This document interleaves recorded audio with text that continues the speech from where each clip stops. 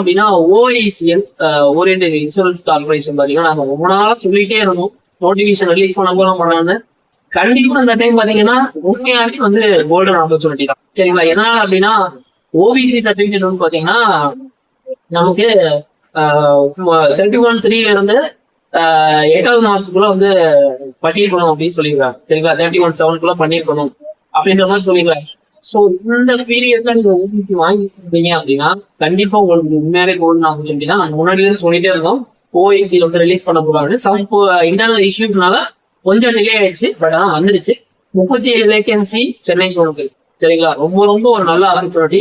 இந்த ஆப்பர்ச்சுனிட்டியை மிஸ் பண்ணிடாதீங்க. நிறைய பேர் நல்லா படிச்சிருக்கீங்க, நல்லா ஒரு குவாலிஃபைடான கேண்டிடேட்டா இருக்கீங்க.